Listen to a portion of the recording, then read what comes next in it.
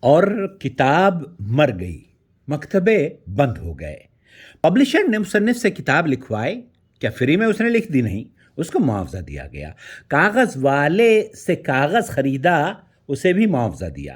Composer سے کتاب کو کمپوز کروایا، اسے بھی معاوضہ دیا۔ پروف ریڈر سے پروف ریڈنگ کروائی، اسے بھی معاوضہ دیا۔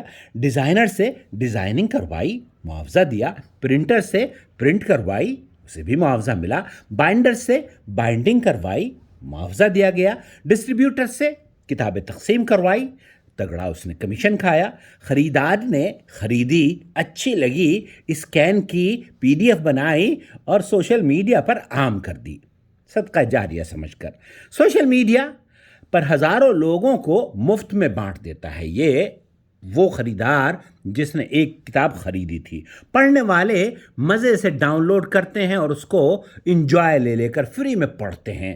1000 روپے کا پیزا اور 500 روپے کا برگر کھاتے ہوئے مفت میں یہ کتاب آپ پڑھ رہے ہوتے ہیں۔ مصنف اور پبلشر نے احتجاج کیا تو ان پر سماج نے علم دشمن کا لیبل لگا دیا۔ خوب صلواتیں سنائے، خوب برا بھلا کہا، تانے دیے اور طنز کیے اور نہ جانے کیا کیا کن کن القاب سے ان کو نواز دیا گیا۔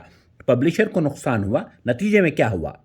اس نے مصنف کو معاوضہ دینا بند کر دیا۔ مصنف کو معاوضہ نہ ملا، اس نے کیا کیا؟ کتاب لکھنا بند کر دی۔